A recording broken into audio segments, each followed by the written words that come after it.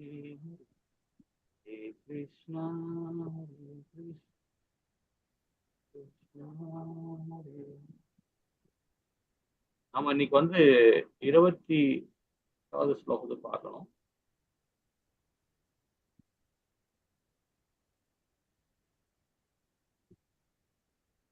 ஜெய் ஸ்ரீ கிருஷ்ணா சைத்தன்ய பிரபு நித்யானந்த ஸ்ரீ அத்வைத கதாதர ஸ்ரீ.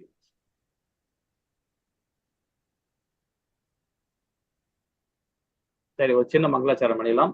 ஓம் நமோ பகவதே வாசுதேவாய, ஓம் நமோ பகவதே வாசுதேவாய, ஓம் நமோ பகவதே வாசுதேவாய. ஓம் அஞ்ஞானதிமிராந்தஸ்ய ஞானாஞ்சனேய ஸலாகயே சக்ஷம் மிலமேன தஸ்மை ஸ்ரீ குருவே நமக. ஸ்ரீ சைத்தன்ய மனோபேசினம் சாமியன பூதலே ஸ்வயம் ரூபகதாமாயம் ததா சிவபாதிக. ஏ கிருஷ்ணா கருண சிந்தே தீனபந்தே ஜகத்பதே கோபிகாந்த ராதாகாந்தா நமஸ்துதே. तप्तकाञ्चन गौरांगी राधे वृंदानेश्वरी स्वानुसुदेवी प्रियमानी हरिप्रिये वाञ्छकल्पतराय कृपसिन्धुभ्येव च पतिनानां भावनीये वैष्णवियो नमो नमः. जय श्री कृष्णा चैतन्य प्रभु नित्यानंद श्री अद्वैत गदाधर श्रीवासादि गौर भक्त वृंद. हरे कृष्णा कृष्ण कृष्णा हरे हरे, हरे राम राम राम हरे हरे, हरे कृष्णा कृष्ण कृष्णा हरे हरे, हरे राम राम राम हरे हरे, हरे कृष्णा कृष्ण कृष्णा हरे हरे, हरे राम राम राम हरे हरे. நமஸ்காரம். ஹரே கிருஷ்ணா. இன்னைக்கு நம்ம 18 அத்தியாயத்துல நம்ம 26ல இருந்து நம்ம படிக்க வேண்டியிருக்கும். அதற்கு முன்னாடி இந்த நிகழ்ச்சி ஏற்படும் ஸ்ரீ ராதா கோவிந்தா இஸ்கான் பெங்களூருக்கு நம்ம அனைவரும் சார்பாக ஒரு சின்ன பிரார்த்தனை. ஜெய் ஸ்ரீ கிருஷ்ணா சைத்தன்ய பிரபு நித்யானந்த ஸ்ரீ அத்வைத கதாதார சிவாசாதி கௌரபக்தவரும் ஜெய். ஹரே கிருஷ்ணா கிருஷ்ண கிருஷ்ண ஹரே ஹரே, ஹரே ராம ராம ராம ஹரே. ஆன்டெஸ்ட் பண்ணிருக்க மாதிரி இருக்குது. யாராவது பண்ணிருக்கீங்களா? நான் தான் பண்ணிருக்கணும். சரி, இப்ப நம்ம 18 அத்தியாயத்துல என்னென்ன பார்க்க போறோம், இது வரைக்கும் முன்னாடி என்ன பார்த்தோம், இனி என்ன பார்க்க போறோம் அப்படின்ற ஒரு சின்ன விளக்கம் பார்த்துடலாம். அதாவது கர்மா மற்றும் ஞான யோகத்தின் சுருக்கத்தை பகவான் கிட்ட அர்ஜுனன் ரொம்ப அழகா கேட்கலாம். பகவான் இறுதி கருத்து கொடுக்கிறார். அதுல செயல்பாடுக்கு யார் காரணம் பார்த்தீங்கன்னா உடல், செய்பவர், புலன்கள், அதாவது முயற்சி, பரமாத்மா. சோ இந்த 5 சாராம்சம் மூலியமாக நாமும் பார்த்தோம் இல்லைங்களா. அதுக்கப்புறம் பாத்தீங்கன்னா 19ல இருந்து 40வது பதம் வரைக்கும் நம்ம என்ன பார்த்தோம், முக்குணங்கள் விளைவுகள் பார்த்தோம், அதோட முடிவுகள் பார்த்தோம். ஞானம் அதாவது புரிதல், செயல், உறுதி, மகிழ்ச்சி. இந்த 5 சாராம்சம் மூலியமா தான் இந்த 40 அதாவது பாத்தீங்கன்னா குறைஞ்சது 53வது ஸ்லோகம் வரைக்கும் நாம அதான் விரிவா நாம இப்ப பார்க்கிறோம். ஹரே கிருஷ்ணா. செயல்படுவர்களின் பக்குவமானவர்கள் யார், சமுதாயத்தில் 4 வர்ணங்கள் கடமைகள் என்ன, அதை பத்தி நம்ம இனி படிப்போம். அது செயல்படுவதன் மூலம் பக்குவம் அடைதல், அதை பத்தி பாத்தீங்கன்னா பக்தி யோகத்துல மூலியமா தான் நாமும் அதை அடைய முடியும் அப்படின்னு படிக்க போறோம். பரமனை அடைதல், அதே மாதிரி பகவானுக்கு அன்பு 56ல இருந்து 66 வரைக்கும். இந்த இடத்துல இருந்தா ரொம்ப இம்பார்ட்டன்டோட ஸ்லோகம் போகுது. 56ல இருந்து நம்பிக்கையின் ஒரு துளி அப்படின்னு சொல்லப்படுது. அதுல என்னன்னு பாத்தீங்கன்னா பின்பற்றுதல், பக்குவம், அதாவது பக்குவம், பின்பற்றுதல் இருந்து அடைதல். இந்த சாராம்சம் மூலியமாக நாம் இதை பார்க்க போறோம். பகவான் கிருஷ்ணரை மட்டுமே சரணடைதல். அதை பாத்தீங்கன்னா அதாவது உன்னத அனுமதி, அது மிக உயர்ந்த நித்திய தாபம், பாவ விளைவுகள் இருந்து விடுதலை. இந்த சாராம்சம் மூலியமாகவும் பகவான் கிருஷ்ணரை எப்படி சரணடையணும்ன்றதை நம்ம தெரிஞ்சுக்க போறோம். இறுதி விளைவு பகவான் கொடுக்கிறார். அதாவது பாத்தீங்கன்னா இது ரொம்ப இம்பார்ட்டன்ட், ரொம்ப இம்பார்ட்டன்ட் ஸ்லோகம். அது 77ல இருந்து 78வது பதம். இதுல என்ன கொடுக்கிறார், யார் பெற முடியும் எது, இந்த விஞ்ஞானத்தை, இந்த பகவத்கீதை விஞ்ஞானத்தை யார் பெற முடியும், வினோகிப்பவர் யார், அதே மாதிரி படிப்பவர், நம்பிக்கையுடன் கேட்பவர், உன்னத மங்கலம். இது இந்த 5 சாராம்சம் மூலியமாகவும் பகவான் இருவுரை கொடுக்கிறார். ஓகேங்களா. சரி, இப்ப நாம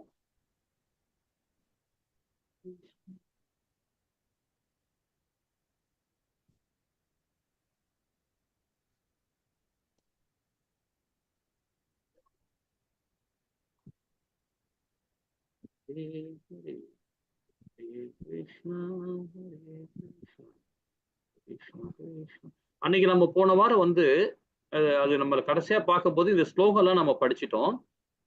ஆனா இப்ப நம்ம அதோட விளக்கம் தான் நம்ம ஒன்னும் பார்க்கல. அது இந்த விளக்கத்தை மட்டும் இப்ப பார்த்துருவோம். ஹரே கிருஷ்ணா. எனக்கு நல்ல ஞாபகம் இருக்கு.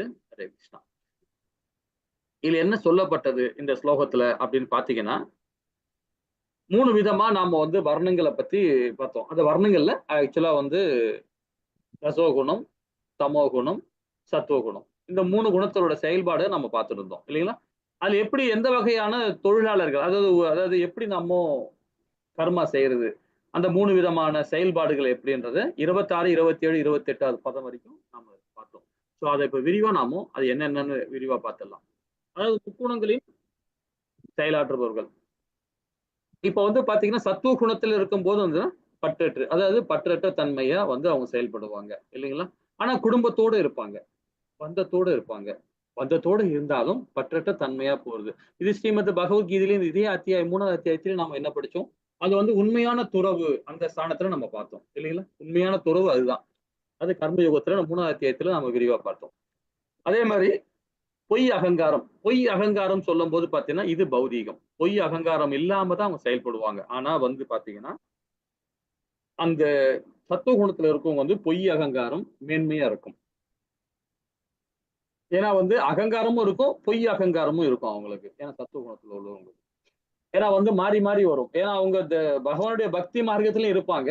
அதே மாரி பௌதியத்திலயும் போவாங்க. ஏன்னா அது நாம எல்லாமே அப்படிதான். நாம எல்லாம் கருமிகள் தானே. இல்லீங்களா?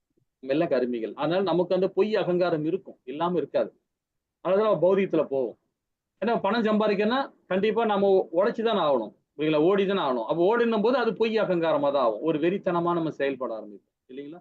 அது அந்த சத்துவ குணத்துல இருக்கும்போது கண்டிப்பா உண்ணும். அதே மன உறுதி இருக்கும் நமக்கு இந்த உறுதியோட செயல்படணும் அப்படின்னு நினைப்பாங்க. ஆனா பாத்தீங்கன்னா, எப்படி இருக்கணும்னா, ஆன்மீக தன்மையா இருக்கும். ஆன்மீக ஞானத்தோட அவங்க செயல்படுவாங்க. இந்த மன உறுதியோட இருப்பாங்க. பௌதீகத்துல மாட்டாங்க. போனாலும் சரி, அது எதுக்காக? பற்றற்ற தன்மைய தான் பௌதீகத்துல செயல்பட்டுக்கிட்டே இருப்பாங்க அப்படின்னு புரிஞ்சுக்கலாம். உற்சாகமா இருப்பாங்க. இதுதான் அவங்களுக்கு பிளஸ் பாயிண்ட் என்னன்னா, இங்க பிளஸ் மைனஸ் இதுதான். உற்சாகம் தான். ஏன்னா ஒரு ஒரு பக்தர்கள் பாத்தீங்கன்னா, பகவானுடைய அனன்ய பக்தர்கள் உற்சாகம் அடையவே மாட்டாங்க. உற்சாகம்னா எப்படின்னா, சந்தோஷமா இருக்கவே மாட்டாங்க. அதே மாரி துக்கமாவும் இருக்க மாட்டாங்க. ஒரு நிலையா தான் இருப்பாங்க. ஆனா சத்துவ குணத்துல இருக்கிறவங்க ரொம்ப ஹாப்பினஸா இருப்பாங்க. அந்த இன்பத்தினால தான் பகவானுடைய ஞானம் அவங்களுக்கு காதுல கேட்காது. அந்தோட அது அகர்ம பணியில செயல்போதும் அந்த ஒரு ஒரு ஹாப்பினஸ் அவங்களுக்கு கிடைக்கும். உற்சாகமா செயல்படணும். சோ அது பாத்தீங்கன்னா இருக்கும். ஆனா ரொம்ப அதிக பௌதிகத்துல போயிடுச்சுன்னா ரொம்ப கஷ்டமாயிடும். அதனாலதான் அதே அதாவது அனன்ய பக்தியில இருக்கிறவங்க ஒரு அந்த இடத்துக்கே மாட்டாங்க. ரொம்ப என்ன சொல்றது? ரொம்ப இன்பமா இருக்கணும், ஜாலியா இருக்கணும், ஒரு ஒரு நல்ல சொகுசா இருக்கணும். அந்த மாரி எண்ணம்லாம் போவாது. அது அனன்ய பக்தர்களுக்கு. ஆனா சத்துவ குணத்துல இருக்கிறது அதெல்லாம் இருக்கும். அதே மாரி இன்பம், துன்பங்களுக்கு சமமாக பார்ப்பாங்க. ஏன்னா அவங்க பாத்தீங்கன்னா, ஏன்னா அவங்க பௌதிகவாதிகள் தானே இல்லீங்களா? பணம் சம்பாதிக்கணும் இல்லீங்களா? ஆனா அது பற்றற்ற தன்மையா நமக்கு எவ்வளவு தேவையோ அது மாத்திரம் சம்பாதிப்பாங்க. அதுக்கு மேல அளவுக்கு மீறி போமாட்டாங்க. அது இந்த குணம் ரொம்ப சிறப்பான குணம் இது. குறைஞ்சபட்சம் இது ஒரு பிராமண குவாலிட்டி. இதுதான் பிராமண குவாலிட்டி. சரிங்களா? இந்த குவாலிட்டில இருக்கிறவங்க கண்டிப்பாக முக்தி அடைய முடியாது. இந்த பிறவியில முக்தி அடைய முடியாது. அடுத்த பிறவியில முக்தி அடைவாங்க. அடுத்த பிறவியில முக்தி அடை இப்ப நான் ஒரு பிராமண குலத்துல பிறந்துட்டு நானு பிராமண குலத்துல பிறந்தாலும், சுத்த சத்துவத்துல போகாம நாம இதே வாழ்க்கையே அதே பிராமண கோட்டிலேயே போயிட்டு வந்தோம்னா, கண்டிப்பா இந்த பிறவில முக்தி கிடைக்காது. அது பிராமணனா பிறந்தா கூட சரி. அந்த பிராமண குவாலிட்டில இருந்து நாம சுத்த சத்துவத்துக்கு மாறணும். இந்த இந்த குணங்கள் இல்லாம பற்றற்ற தன்மையா மாறும்போது தான் அவன் முக்தி கிடைக்கும். இது நம்ம 6வது அத்தியாயத்திலே விரிவா நம்ம படிச்சிருக்கோம். இல்லைங்களா? திரும்ப சொர்க்கம் போவாங்க. சொர்க்கம் போவாங்க. உயர்லோகங்கள்லாம் போவாங்க. கீழ்லோகம் மாட்டாங்க. உயர்லோகங்கள்லாம் போவும். நல்ல பிறவி கிடைக்கும். ஒரு செல்வந்தர், ஒரு கல்வியாளர், ஒரு மகான் குடும்பத்தெல்லாம் பிறப்பாங்க. அதுக்கப்புறமா தான் முக்தியே கிடைக்கும். ஆனா திரும்பவும் அதே குணத்துல இருந்தாங்கன்னா, இது திரும்பவும் அவங்க பிறவி கிடைக்காது அப்படின்னு நம்ம தெரிஞ்சுக்கலாம். இந்த முக்குணங்கள்ல சத்துவ குணத்துல இருக்கும். அதே ரஜோ குணத்துல இருக்கிறவங்க செயல்களிலும் பற்று இருக்கும் அவங்க. எந்த ஒரு செயல் செஞ்சாலும் சரி, தனக்கு தேவை அப்படின்ற மாரி அவங்க செயல்படுவாங்க. எதிர்பார்த்து தான் அவங்க செயல்படுவாங்க. அதாவது ரசோ குணத்துல உள்ளவங்க. பலன்களில் ஆசையோட இருப்பாங்க. ஏன்னா அந்த பலன் நமக்கு வரணும். அது வந்தாலும் அது பத்தாதுன்னு நினைப்பாங்க அது. சோ அந்த மாரி செயல்பாடு தான் அந்த ஆசையோட தான் அவங்க இருப்பாங்க. பேராசை இருக்கும். பணம் கொஞ்சம் வந்தா பத்தாது. இன்னும் நெறைய வேணும், இன்னும் நெறைய வேணும். அதே மார்க்கத்திலேயே போயிட்டு இருப்பாங்க. அதே மாரி அதாவது பொறுமையா இருக்க மாட்டாங்க. பொறுமையாவே செயல்பட மாட்டாங்க. எல்லாத்துக்கும் அவசரப்பட்டுக்கிட்டே இருப்பாங்க. அப்ப பார்த்தீங்கன்னா, அவங்களுக்கு இன்பம் வரும், துன்பமும் வரும். அதுல பாதிச்சு அடைஞ்சிரும். இன்பம் வரும்போது ரொம்ப ஜாலியா எங்கேயாவது வெளிய போலாம். வா எங்கேயாவது ஒரு பார்க்கு போலாம். இல்ல ஊட்டிக்கு போலாம், கொடைக்கானல் போலாம். ஒரு ஒரு வாரம் தங்கிட்டு வரலாம். ஒரு ஹாப்பினஸ்ஸா வந்துட்டு வரலாம். அந்த மாரிலாம் இருப்பாங்க. அதே வீட்ல வரும்போது பிரச்சனை வரும்போதுன்னு வச்சுக்கங்களேன், எங்கேயாவது போய் ஓரத்துல உட்காந்துப்பாங்க. ஸோ அந்த மாரி துன்பப்படுவாங்க. ஸோ அந்த துன்பம் வரும்போது ரொம்ப பிரச்சனையா அவங்களுக்கு வரும். அப்ப இன்ப துன்பங்கள்ல ரொம்ப பாதிக்கப்படுவாங்க. இந்த இந்த குணத்துல, ரசோ குணத்துல. தமோ குணத்துல பார்த்தீங்கன்னா, சாஸ்திர விதிகளை அவங்க ஃபாலோ பண்ணவே மாட்டாங்க. கம்ப்ளீட்டா சாஸ்திர விதிகளை ஃபாலோ பண்ண மாட்டாங்க. அதே பௌதிகவாதிகள் மற்றும் பிடிவாதக்காரனாவும் இருப்பாங்க. இப்ப புருஷன் பொண்டாட்டி 2 பேர் இருக்காங்கன்னா, எனக்கு இந்த சொத்துல பாதி எனக்கு வேணும். இந்த சொத்துல எனக்கு பாதி வேணும். உனக்கு நான் தரவே மாட்டேன். என் சொத்து ஃபுல்லா எனக்கு தான் வேணும் அப்டின்னுவாங்க. இப்ப 2 பேரும் டைவர்ஸ் வாங்குனா கூட, அதுல வந்து பண்ணா எனக்கு உன் சொத்துல 3/4 எனக்கு வேணும். இந்த மாரி ஒரு பிரச்சனையிலேயே பண்ணிக்கிட்டே இருப்பாங்க. இந்த குணம் இருந்துகிட்டே இருக்கும். அந்த தமோ குணத்துல உள்ளவங்க. யாருக்கும் எனக்கு மனைவி நினைப்பாங்க, உன் சொத்தே நான் குடுக்க மாட்டேன். எல்லாமே எனக்கு தான் அப்டின்னுவாங்க. கணவர் சொல்லுவாரு, இல்ல, இல்ல என் இந்த சொத்து ஃபுல்லா எனக்கு தான். உனக்கு தரமாட்டேன். அந்த மாரி ஒரு பிடிவாதமா புடிச்சுக்கிட்டு 2 பேரும் மாறி, மாறி சண்டை போட்டுக்கிட்டே இருப்பாங்க. அந்த குணத்துல உள்ளவங்க. அதே ஏமாற்றுக்காரவங்களா இருப்பாங்க. நெறைய பொய் பேசுவாங்க. நெறைய விஷயங்கள் வந்து மாத்தி, மாத்தி பேசிட்டு இருப்பாங்க. உல்டா, உல்டாவா பேசுவாங்க. யாருமே பொய் பேசுறது வந்து பாத்தீங்கன்னா, அது வந்து அந்த குணம் ஆட்டோமேட்டிக்கா வந்துரும். ஆட்டோமேட்டிக்கா நமக்கு வந்து தமோ குணத்துல வந்துரும். அது வந்து அதே வந்து பகவான உணர்வு பகவானோட மையப்படுத்தி ஒரு பொய் சொல்றாங்கன்னு வச்சுக்கங்களேன். அப்போ வந்து அந்த அந்த பாவத்த பகவான் ஏத்துக்கிறார். ஏன் காரணம் என்னன்னு பாத்தீங்கன்னா, உண்மை சொல்றேன்ற பேர்ல வந்து ஒருத்தன வந்து சிக்க வைக்கக்கூடாது. நான் உண்மைய சொல்லுவேன் அப்படின்னு சொல்லிட்டுன்னா, ஒரு நல்லவனையோ, ஒரு கெட்டவனையோ வந்து நம்ம அதுல அவங்கள வந்து களங்கப்படுத்தக்கூடாது. அது தர்மமே கிடையாது. அது சாஸ்திரமே கிடையாது அப்படின்றது வேதமே சொல்லுது. அந்த மாரி உண்மைய சொல்றேன் அப்படின்ற பேர்ல வந்து யாரையுமே சங்கடப்படுத்தக்கூடாது. ஆனா வந்து இந்த தமோ குணத்துல இருக்கிறவங்க பார்த்தீங்கன்னா, எப்ப பார்த்தாலுமே அதே குணம் தான் இருக்கும். அந்த குணத்துல செயல்பட்டுக்கிட்டே இருப்பாங்க. அப்ப நாம இந்த மாரி ஆட்கள் நம்ம தெரிஞ்ச உடனே நம்ம என்ன பண்ணணும்? அந்த சங்கத்துல இருந்து விலகணும். உறவுல இருந்து விலகி நிக்கணும். இதே நம்ம குடும்பத்துல ரொம்ப இம்பார்ட்டன்ட் நம்ம குடும்பத்துல உள்ள அங்கத்துல இருக்கவங்களே சரி, அந்த குணம் இருந்ததுன்னா, அவங்கள சொல்லி பார்க்கலாம். அதோட கொஞ்சம் பேச்சு கொஞ்சம் குறைச்சுக்கலாம். அதுக்காக நம்ம சொந்தத்த விட்டு வெளிய வந்துர முடியுமா? முடியாது இல்லைங்களா? நம்ம கணவரா இருக்கலாம், மனைவியா இருக்கலாம், பிள்ளையா இருக்கலாம், பேர புள்ளையா இருக்கலாம், இல்ல அக்காவா இருக்கலாம், சமுதாயத்துல யாரோ நம்ம கூட இருக்கும் யாரா இருக்கலாம். ஆனா அவங்கள நம்ம உறவு விட்டு விலக்கி வைக்க முடியாது. ஆனா பேச்ச குறைச்சுக்கலாம். உறவு இருக்கும், பேச்ச குறைச்சுக்கலாம். அது நாம இந்த இந்த பகவத்கீதை அதான் நமக்கு சொல்லிக் குடுக்குது. பற்றற்ற தன்மையா நம்ம செயல்பட ஆரம்பிச்சோம்னா, அவங்களும் உணரும். ஆனா ஏன்னா அவங்களுக்குள்ளேயே பரமாத்மா இருக்கார் இல்லையா? உணரும் தன்மை அவங்களுக்கு வரும் அப்படின்றத போலாம். ஏமாற்றுக்காரனாக கண்டிப்பா இருக்காரு. பிறரை அவமதிப்புல நிபுணராவும் இருப்பாங்க. மத்தவங்கள வந்து பாத்தீங்கன்னா, யாராவது ஒருத்தர் கிண்டல் பண்ணிட்டாங்கன்னா, பின்னாடி இருந்து ஒரு மாரி நெக்கலா சிரிப்பாங்க. ஒரு மாரி இதெல்லாம் பண்ணுவாங்க. அவங்கள வந்து ட்ரிகர் பண்ணி விடுவாங்க. கிண்டல் பண்றாரு பாரு, அவர ட்ரிகர் பண்ணி விடுவாங்க. அவன் இன்னும் பண்ணு, இன்னும் பண்ணு. இந்த மாரி விஷயங்கள்லாம் வந்து ஒருத்தர வந்து எல்லா ஜீவராசிகளுமே ஒண்ணுன்னு பகவான் சொல்றார். எல்லாமே அவருடைய அம்சம்னு சொல்றார். அப்படி இருக்கும்போது யாரையுமே வந்து அவமதிப்பு செய்றது நமக்கு அது பெரிய குற்றம் அப்படின்னு கருட புராணத்திலே சொல்லப்பட்டிருக்கு. யாரையுமே நாம வந்து அவமதிக்க கூடாது. அந்த மாரி நம்ம அவமானப்படுத்தக் கூடாது. அந்த மாரி செயல் பண்ணவே கூடாது என்னைக்குமே அது. அது ஒண்ணு. அதே மாரி பார்த்தீங்கன்னா, சோம்பேறித்தனமாக இருப்பாங்க. சோம்பலா இருப்பாங்க. இல்லைங்களா? இந்த குணத்துல உள்ளவங்க. இந்த செயல்லாம் இந்த 3ம் செய்யலாம். அப்ப நான் மிகவும் மகிழ்ச்சியாகவோ, சோகமாகவோ அது என்றால் அது நல்ல அறிகுறி அல்ல. சத்துவகுணது அசைக்க முடியாதது. சத்துவகுணத்துல இருக்கவன் அந்த கீதைய படிக்கிறான், வேதங்கள படிக்கிறான், சாஸ்திர சம்பிரதாயத்த படிக்கிறான். அப்ப அத ஃபாலோ பண்ணும்போது பார்த்தீங்கன்னா, அத பத்தி ஒரு ஹாப்பினஸ்ஸே அவனுக்கு அடைய மாட்டான். அது கண்டுக்கவே மாட்டான். எல்லாம் சமமாக தான் பார்ப்பான். ஏன்னா சந்தோஷம் வந்தாலும் அவன் செயல் தான். அதே துக்கம் வந்தாலும் அது அவன் செயல் தான். மத்தவன் மேல பழி போட மாட்டான். அது அது தானே ஏத்துப்பான். ஏத்துக்கிட்டு அத சமமா எடுத்துக்கிட்டு அத முயற்சி பண்ணி அதுலருந்து மீண்டு வர பார்ப்பான். அப்பதான் அதுதான் சுத்த சத்துவம். இல்லைங்களா? ஹரே கிருஷ்ணா. நான் எனது வாழ்க்கையை மகிழ்ச்சியாகவும், வசதியாகவும் ஆக்கும் முயற்சியில் எனது அடுத்த பிறவிக்கு கூட தயார் செய்து கொண்டிருக்கிறேன். ஏன்னா சத்துவகுணத்துல இருக்கவன் அப்படிதான் செய்வான். இந்த பிறவியில நமக்கு வந்து கிடைக்கலனாலும் பரவாயில்ல. அடுத்த பிறவியாவது நம்ம முக்தி கிடைக்கும். குறைஞ்சபட்சம் நம்ம சத்துவகுணத்திலேயே இருப்போம். அதாவது பிராமண குவாலிட்டி. அந்த குவாலிட்டியா இருப்போம். நாம எந்த வர்க்கத்துல பிறந்திருந்தாலும் சரி. எந்த நம்ம வர்ணத்துல பிறந்தாலும் பரவாயில்ல. ஆனா இந்த வர்ணத்துல இதுதான் நமக்கு இதுதான் சரின்னு சொல்லிட்டு நம்ம அத ஃபாலோ பண்ணாவே போதும். இந்த பிறவில இல்லனாலும் அடுத்த பிறவி கண்டிப்பா நமக்கு கிடைக்கும். இல்லைங்களா? தற்காலிகமான சுகங்களை திசை திருப்பி விடக்கூடாது. தற்காலிக சுகம் சொல்லும்போது பார்த்தீங்கன்னா, நம்ம படுக்கிற விஷயம், உட்கார்ற விஷயம், நிக்கிற விஷயம், பேசுற விஷயங்கள், சாப்பிடுற விஷயங்கள் எல்லா விஷயத்திலயுமே சுகம் காணக்கூடாது. உடல் சுகமும் சரி, பௌதிக சுகங்களும் சரி. சுகம் காண ஆரம்பிச்சோம்னா, கண்டிப்பா நமக்கு வந்து இந்த குணங்கள் ஆட்டோமேட்டிக்கா நம்ம வர ஆரம்பிச்சுரும். இந்த மனித பிறவியே வந்து இந்த உடல் கிடைச்சிருக்குன்னு பார்த்தீங்களா, எல்லா உடலும் தான். எல்லா உடலுமே சேர்ந்ததுன்னா, இது ஒரு சிறைச்சாலை தான். இதெல்லாம் 3வது லெவல்ல படிப்போம். என்ஓடில ரொம்ப அழகா நம்மளுடைய உபநேசங்கள் குடுக்குறாங்க. நம்ம எல்லாமே சிறைச்சாலையில தான் இருக்கிறோம். நம்ம எல்லாமே வந்து சிறைச்சாலை தான். பகவானுடைய இடம் தான் நம்மளுடைய உண்மையான கோவில். நம்ம உண்மையான வீடு அதுதான்.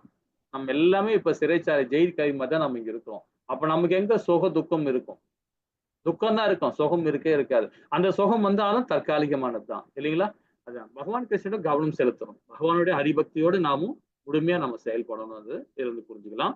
ஹரே கிருஷ்ணா. 29வது பதம் என்ன சொல்ல வர்றாரு? பார்ப்போமா? ஹரே கிருஷ்ணா மாதாஜி. யாராவது படிக்கிறீங்களா? நான் படிக்கிறேன் பிரபுஜி. बुद्धेर्भेदं धृतेश्चैव गुणतस्त्रिविधं शृणु प्रोच्यमानम् असेक्ष्येन पृथग्वेन धनञ्जय. हरे कृष्ण. ஹரே கிருஷ்ணா. இப்ப என்ன சொல்ல வர்றாரு பாத்தீங்கன்னா, செல்வத்தை வெல்பவனே, ஜட இயற்கையின் முக்குணங்களுக்கு ஏற்ப பலதரப்பட்ட புத்தியும் உறுதியும் பற்றி விவரமாக நான் தற்பொழுது உனக்கு கூறுவதை கேட்பாயாக அப்படின்ற. இப்ப 30ல இருந்து பாத்தீங்கன்னா ரொம்ப அழகா அந்த 3 குணங்களை பத்தி அது ரொம்ப அழகா சொல்ல போறார். என்ன சொல்ல போறார்? புத்தி, உறுதி. இது 2 பத்தி இம்பார்ட்டன்டா கொடுக்க போறார். என்ன திடமா நாம என்ன உறுதி எடுக்கணும், என்ன மாதிரி நாம அந்த இந்த ஆன்மீக ஞானத்தை வச்சு நம்ம எப்படி செயல்படலாம், இந்த பௌதிக ஞானத்தை வச்சு நம்ம எப்படி விருத்தி அடையலாம் அப்படின்றதையும் இந்த பதம் மூலியமா நம்ம கொடுக்க போறார். அந்த நுண்ணறிவு மூலியமாக, ஞானத்தின் மூலியமா. இது யாராவது படிக்கிறீங்களா மாதாஜி? 29 நம்ம படிச்சிட்டோம். 30, 31, 32 மாதாஜி ஸ்லோகம் படிக்கலாம். புக் இருக்கா? என்ன ஸ்லோகம் படிக்கணும் பிரபுஜி? 30 மாதாஜி. 30, 31, 32. 30னா கீழே இருக்கிறது. 30 பார்த்துட்டு பிரவருத்திம் ச நிவர்த்திம் ச காரிய காரியே பயாபயே பந்தம் மோக்ஷம் ச யா வேத்தி புத்தி சா பார்த்த சாத்விகி. 31 வந்து யயா தர்மம் தர்மம் ச காரியம் சாகாரியமேவ ச அயதாவத் பிரஜாநாதி புத்தி சா பார்த்த ராஜசி. 32 படிச்சிருவோம். அதர்மம் अधर्मं धर्मम् इति या मन्यते तमसा वृथा सर्वार्थान् विपरीतांश्च बुद्धि सा पार्थ तामसी. हरे कृष्ण. அதாவது 29 நம்ம படிச்சோம். என்ன சொல்லணும்? பொருள் இயற்கையின் முறைகள் அடிப்படையில் 3 வகையான நுண்ணறிவு படிப்போம். ஞானத்தை படிக்க போறோம், உறுதி தன்மையோட படிக்க போறோம்.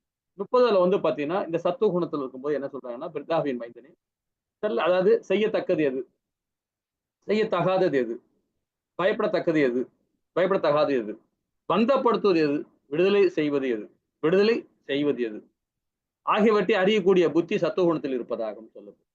அப்ப இந்த வேத சாஸ்திரங்களை ஃபாலோ பண்ற சத்துவகுணத்தில் இருக்கிறவர், ஏன்னா அவர் பிராமண குவாலிட்டியில செயல்படுறாரு. அப்ப அந்த குவாலிட்டியில செயல்படுவது பாத்தீங்கன்னா, இதை செய்யக்கூடாது அப்படின்னு நினைப்பார். இதை செஞ்சா நமக்கு வந்து பாவம் தான் வரும், துன்பம் தான் கிடைக்கும் அப்படின்னு.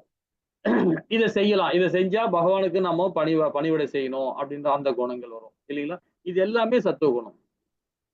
அதே அதை சிந்திச்சு செயல்படுவார். அதே ரசகுணத்தில் உள்ள பாருங்க என்ன சொல்றாரு பாருங்க, பிதாவின் மகனே, தர்மம் அதர்மம் செய்யத்தக்க செயல், செய்யத்தகாத செயல் இவற்றை இடையே உள்ள வேறுபாட்டை அறிய இயலாத புத்தி ரசோகுணத்தில் குணத்தில் இருக்கிறது அப்படின்னு சொல்லப்படுது. ஏன்னா அவங்க வந்து பாத்தீங்கன்னா பேராசை குணம், அந்த குணம் உள்ள இருக்கும்போது பணத்தை தேடிட்டே ஓடிட்டே இருப்பாரு. எல்லா செயல்பாடும் நமக்கு நிறைய சொத்து சேர்க்கணும், நிறைய கார் வாங்கணும், நிறைய வீடு வாங்கணும், நிறைய வாசல் வாங்கணும், இப்படியே நினைச்சுக்கிட்டே இருப்பாரு. அதனால பாத்தீங்கன்னா எது தர்மம் எது அதர்மம் கூட தெரியாது. அவருக்கு தெரிய தர்மம்லாம் என்னன்னா பணம், இதுதான் அவருடைய தர்மம். சோ அந்த தர்மத்தை அந்த மாதிரி அது வந்து அதர்ம காரியங்கள் அது. அது அந்த ஞானம் இருக்காது அந்த ரசகுணத்துல. அந்த ஞானம் கண்டிப்பா வந்து போயிடும். அது அப்போ நம்மள மாதிரி பக்தர்கள் இருக்கோம், நம்ம இப்ப ஸ்ரீமத் பகவத்கீதை படிக்கிறோம், நமக்கு அந்த குணம் வரும். ஏன்னா நம்ம இருக்க சத்துவ குணத்தோட நம்ம செயல்படுறோம். பிராமண குவாலிட்டி சத்துவ குணம் தானே. அந்த குணத்துல டக்கு டக்குன்னு நம்மளுக்கு வரும். இப்ப நம்ம பிள்ளை ஒருத்தது, நம்ம கூட இருக்க பையன் நமக்கு ஏதோ அதாவது சரியா படிக்கல, காலேஜ் சரியா போல, ஏதோ பிரச்சனை பண்றாருன்னும் போது நம்ம கோவப்படுவோம் இல்லைங்களா? அகங்காரம் ஆகும் இல்லைங்களா? பொய் அகங்காரம் இருக்காது, உண்மையான அகங்காரம் இருக்கும். அப்ப கோவப்படுவோம், ஆட்டோமேட்டிக்கா அது ரசோ குணத்துல போகும். ஆனா நமக்கு அந்த கோவம் உண்மையே வரணும். நமக்கு நம்ம எல்லாம் கருமிகள் தானே, கண்டிப்பா வரணும் அது. ஆனா அதே ரொம்ப அதிகமா போகும்போது பாத்தீங்கன்னா நம்ம ஆட்டோமேட்டிக்கா அந்த குணம் போகும். அப்ப நம்மளுடைய புத்தி எல்லாம் செயல்படாம போகும் ஆரம்பிச்சிடும் இல்லைங்களா? அப்ப லிமிடேஷன், நமக்கு அந்த குழந்தை எப்படி வளரணும்ன்றதை நம்ம பிளான் பண்ணி கரெக்டா வேத சாஸ்திரங்கள் தான் சொல்லி கொடுக்குது.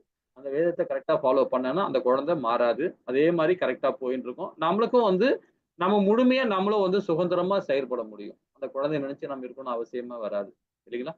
சரி, இது ரசோகுணத்தோட செயல்பாடு. அதே தமோ குணத்துல இருக்கும் பாருங்களேன், அறியாமை மற்றும் இருளின் மயக்கத்தின் கீழ் தர்மத்தையும் அதர்மத்தையும், அதர்மத்தை தர்மமாக அறிந்து எப்பொழுதும் தவறான வழிகள் முயற்சி செய்யும் புத்தி பார்த்தனை தமோ குணத்தில் இருப்பதாகவும் சொல்லப்படுற. ஏதாவது வேதத்துக்கு நேர்மாறிய விகர்ம பணி தான் அவர் செய்வார். அகர்ம பணியில அகர்ம பணினா என்ன தெரியாது. வேத பத்தி தெரியாது. இப்ப நாத்திகம் பேசுறவங்களாம் கொண்டு போய் கேட்டு பாருங்களேன். ஒண்ணுமே தெரியாது அவங்களுக்கு. "அப்பா இதெல்லாம் என்கிட்ட தெரியாதுப்பா. சாப்பிடுவோம், தூங்குவோம். அவ்வளவுதான் எங்களுக்கு வேலை அது. இதெல்லாம் பத்தி எங்களுக்கு தெரியாது. ஜாலியா இருக்கணும், சுகமா இருக்கணும். அதான் எங்களுக்கு வேலை." அப்படிதான் நாத்திகம் பேசுறவங்க இருப்பாங்க. ஆனா அதுதான் வந்து மூடனம். அதுதான் வந்து பாத்தீங்கன்னா அறியாமையில செயல்படுவாங்க. அறியாமை சொல்லப்போது நம்ம அசுர குணம் நம்ம 16 அத்தியாயத்துல விரிவா படிச்சிருக்கோம். இல்லைங்களா? இது அதர்மம், தர்மம் இத பத்தி அவங்க விளக்கமே தெரியாது. கேட்டா அவங்க செய்யற செயல் தான் தர்மம்னு சொல்லுவாங்க. இதான் என்னுடைய தர்மம், இதான் என்னுடைய கடமைன்னு சொல்லுவாங்க. இல்லைங்களா? சரி. இப்ப நாம வந்து பாத்தீங்கன்னா 30லிருந்து 32வது பதம் முக்குணங்களை பத்தி புத்தி அறிந்து புரிந்து கொள்வதை பத்தி நம்ம விரிவா பார்த்தோம். இல்லைங்களா? அத பத்தி இன்னும் ஒரு விரிவா நாம இந்த கண்ணோட்டத்துல பார்க்கலாம். முக்குணங்களுக்கு ஏற்ப புத்தி புரிந்து கொள்ளுதல். சத்துவகுணத்தை இவற்றை அறியக்கூடிய புத்தி வந்து செய்யத்தக்கது எது? செய்யத்தகாதது எது? அப்படின்னு நம்ம விரிவா படிச்சோம். இப்ப கொஞ்ச நேரம் முன்னாடி படிச்சோம். பயப்படத்தக்கது அதுக்குதான் ஒரு ஒரு ஸ்லைடா போட்டு ரொம்ப அழகா இதுல பண்ணியிருக்கோம். அதாவது பயப்படத்தக்கது எது? பயப்படத்தகாதது எது? பந்தப்படுத்துவது எது? விடுதலை செய்வது எது? சரி. இப்ப நாம செய்யத்தக்கது எது? செய்யத்தகாதது எது? அப்படின்னும் போது ஒரு கொஸ்டின் கேட்போம். உங்க 3 கொஸ்டின் இந்த 3த்துலயுமே சத்துவகுணத்துல உள்ளது. அவங்களுக்கு உங்களுக்கு புரிதல் எப்படி இருக்குன்னு பார்த்து புரிஞ்சுக்கலாமா? கொஞ்சம் யாராவது சொல்ல முடியுமா? எல்லாருமே பேசலாம். இப்ப செய்யத்தக்கது எது? செய்யத்தகாதது எது? அதுக்கு விளக்கம் கொடுங்க. சாஸ்திரங்கள்ல சொல்றது செய்யத்தக்கது. Dos and do not do அப்படின்னு கொடுக்கறது. டூஸ் அண்ட் டோன்ட்ஸ் அதை ஃபாலோ பண்றது தான். ஓகே. இது சிம்பிளா இருக்குல்ல கொஸ்டின் கேட்கும் போது இல்ல. ஓகே. இது சேத சாஸ்திரங்களை நம்ம அதை ஃபாலோ பண்ணோம். ஏன்னா சத்துவ குணத்துல இருக்கிற பிராமண குவாலிட்டி நம்ம அதை புரிஞ்சு அதுதான் உங்களுக்கு ஒண்ணுக்கு 2 வாட்டி நம்ம கேட்டா நமக்கு கொஞ்சம் இதா இருக்கு இல்லைங்களா? இப்ப பயப்படத்தக்கது எது? பயப்படத்தகாதது எது? அப்படின்னு சொல்லப்படுறாங்க. இது உண்மையான நல்ல குணமா? சத்துவ குணத்துல தான் செயல்படுவார். இப்படித்தான் நினைப்பாரு அவர். அது உண்மையான செயல்பாடா? இது ஏதாவது விளக்கம் கொடுக்க முடியுமா? அதாவது பயப்படத்தக்கது எது? பயப்படத்தகாதது எது? ஒரு காரியம் செய்யும்போது அது வந்து ஒரு அடுத்தவங்களுக்கு கெடுதல் வரும். நமக்கு நன்மையா இருந்தாலும் 10 பேருக்கு நன்மையா இருந்தாலும் 100 பேருக்கு கெடுதல் வரும் அப்படின்னா அதை நினைச்சு பயப்படுறது செய்யாம இருக்கிறது நல்லது.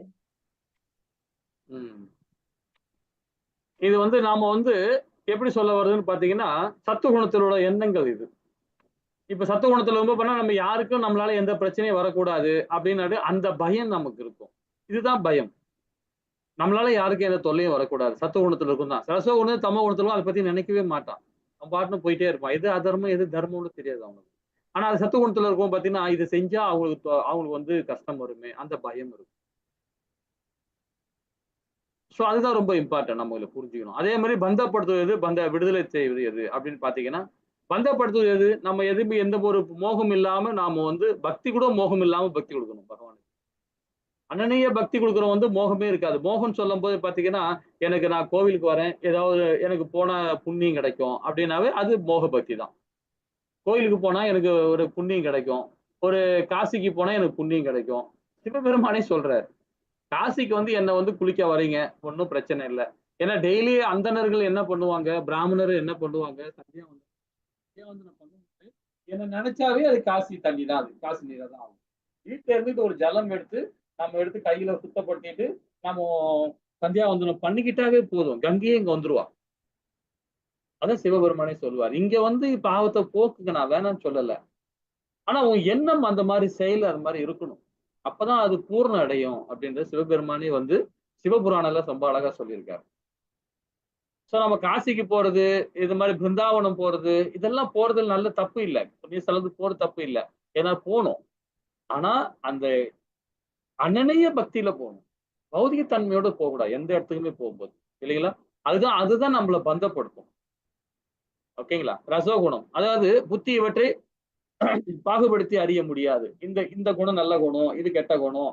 அந்த மாதிரி தெரியாது. ஏன்னா அவருக்கு வந்து பாத்தீங்கன்னா ஃபுல் அண்ட் ஃபுல் வந்து ரசோகுணம். அது பேராசை குணம் தான். தர்மம் எது அதர்மம் எதுவும் தெரியாது. செய்யத்தக்கது எது செய்யத்தகாதது எதுன்னு அதுவும் புரிஞ்சுக்க மாட்டார். அகர்மா விகர்மா பத்தி அகர்மனா என்னன்னு தெரியாது, விகர்மனா என்னன்னு தெரியாது. சமகுணத்துல புத்தி அறியாமை மயக்கத்துல இருப்பாங்க. தர்மத்தையும் அதர்மத்தையும் அதர்மத்தை தர்மத்தையுமாக அறிந்து வெவ்வேறு அதாவது எவ்வாறு செயல்பட வேண்டும் என்று அதற்கு எதிர்வழியில் உண்மைக்கு புறம்பாக எப்பொழுதுமே செயல்படுகின்றன.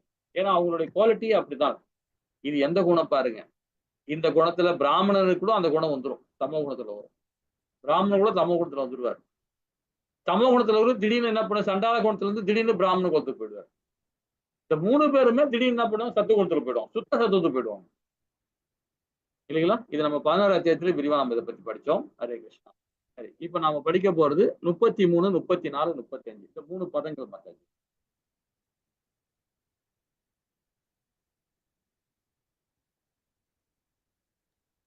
படிக்க ஹரே பிரபுஜி. கிருஷ்ணா. படிங்க படிங்க. திருத்யா யயா தாரயதே மன பிராணேந்திரியக்ரியாः योगेनाव्यभिचारिण्या திருதி சா பார்த்த சாத்விகி யயா தூதர்மகாமார்த்தான் திருத்யா தாரயதேர்ஜுன பிரசங்கேன பலாகாங்ஷி திருதி சா பார்த்த ராஜசி. ஹரே கிருஷ்ண. 35 படிச்சு. 35. யயா ஸ்வப்னம் பயம் சோகம் விஷாதம் மதமேவ ச ந விமுஞ்சதி துர்மேதாத் திருதி சா பார்த்த தாமசி. ஹரே கிருஷ்ண. ஹரே கிருஷ்ணா. இங்க வந்து பாத்தீங்கன்னா தீர்மானங்கள் நம்முடைய, அதாவது சங்கல்பம் எடுத்துக்கிறோம். எப்படிப்பட்ட சங்கல்பம் பாருங்க, எந்த குணத்துல இருந்தா எந்த சங்கல்பம் எடுத்துப்பாங்க, ரசோலியோ தமோலியோ சத்துவத்திலையோ. இப்ப சத்துவத்துல 33ஆவது பதத்துல சொல்லப்படுறாரு. அவங்க எப்படி பண்ணுவாங்கன்னா, தாவின் மைந்தரி உடைக்க முடியாததும் யோக பயிற்சியால் நிலையாக பாதுகாக்கப்படுவதும் மனம் வாழ்வு மற்றும் புலன்களை இயக்கத்தினை கட்டுப்படுத்துபவனான மன உறுதி தத்துவ குணத்தை சார்ந்ததாகும். அந்த மன உறுதி அவங்களுக்கு எப்படிப்பட்ட மன உறுதி பாருங்க, புலன்களை கண்ட்ரோல் பண்ணுவாங்க. ஏன்னா வந்து பிராமண குவாலிட்டி அதுதான் நம்ம ரொம்ப இம்பார்ட்டன்ட். தன்னுடைய புலன்களை கண்ட்ரோல், கண்ணால பாக்குறது, காதால கேட்கறது, வாயால பேசுறது, வாயால உண்றது, கையால செய்யறது, எந்த விஷயமா இருந்தாலும் சரி அவங்களுடைய கரெக்டா வந்து பௌதிகத்தன்மை இல்லாம செயல்பட முயற்சி பண்ணும். அதே ரசோகுணத்துல பிற எந்த மன உறுதி மூலம் ஒருவன் அறம் பொருள் மற்றும் இன்பத்தின் பலன்கள் மீது பற்றுதல் கொண்டுள்ளானோ, ஓ அர்ஜுனா, அத்தகு மன உறுதி ரசோகுணத்தில் சார்ந்தது அப்படின்னு சொல்லுவாங்க. அறம்பொருள் இதை பத்தி விரிவா நம்ம படிக்கலாம். இன்னும் போக போக இதை பத்தி ரொம்ப அழகா கொடுக்க போறாரு, முடிவுரை கொடுக்க போறாரு பகவான். இப்ப நம்ம இதுலயே வந்து ஆரம்பிச்சுட்டே வராரு. இதுல பாத்தீங்கன்னா 45 பதத்துக்கு மேல ரொம்ப அழகா அது முடிவுரை கொடுக்குறாரு. பற்றுதல் இருக்கும், எந்த செயல் பண்ணாலுமே சரி ஒரு காலை எடுத்து வைக்கிறாருன்னா அது மூலம் நமக்கு ஆதாயம் இருக்கும்னு நினைப்பாரு. படுத்துட்டே இருப்பார், திடீர்னு எழுந்து உட்காந்தா கூட சரி அதுல ஒரு சுயநலம் இருக்கும். யாரு? ரசோகுணம். சரி, இப்ப தமோ குணத்துல வந்து பாத்தீங்கன்னா 35வது மைந்தனை கனவு பயம் கவலை வருத்தம் தேய்ந்த நிலை மயக்கம் ஆகியவற்றிலிருந்து அப்பாற்பட்டு செல்லும் இயலாத அறிவற்ற மன உறுதி தமோ குணத்தில் இருப்பதாக கூறப்படும். இந்த இதுல உள்ள ஒரு பாத்தீங்கன்னா சுத்தமா ஒரு சோம்பேத்தனமா தான் இருப்பாரு. இந்த பௌதிக ஞானம் கூட இருக்காது, ஆன்மீக ஞானமும் இருக்காது, பௌதிக ஞானமும் இருக்காது. சரி, இப்ப இந்த 33, 34, 35 ஸ்லோகம் படிச்சீங்களா, அந்த மன உறுதியை பாருங்க. இப்ப நம்ம படிச்சது திருப்ப ரிப்பீட்டா படிக்கிறோம், விரிவா படிக்கலாம்.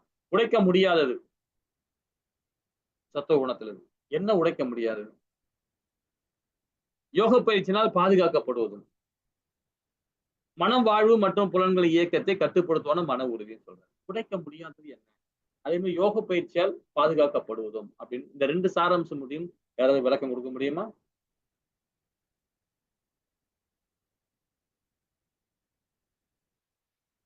ஹரே கிருஷ்ணா.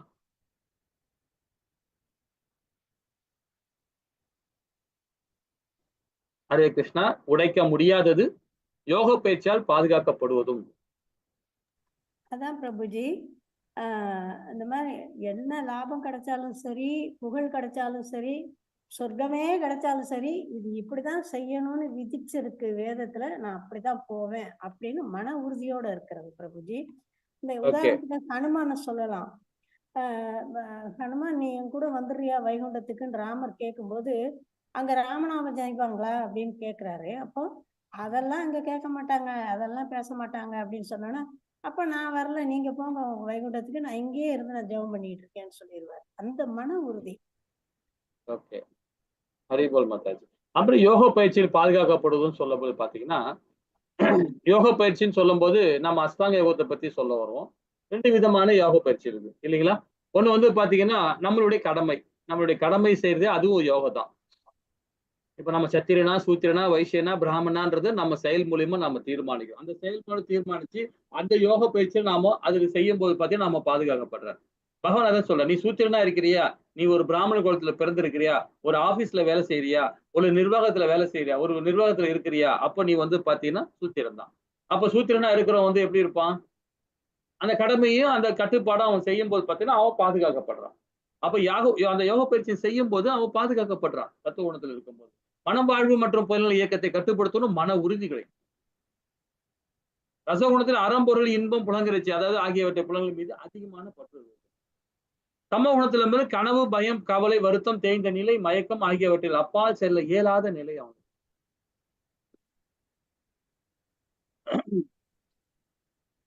அவ்விய பிரச்சனை சொல்லும் போது பாத்தீங்கன்னா என்னும் சொல் அதாவது பகவான் கிருஷ்ணர் உணவில் ஈடுபட்டுள்ள நபர்களை அதாவது வேற எந்த செயலிலுமே ஒருபோதும் வழி தவறாத நபர்களை குறிப்பதாகும்.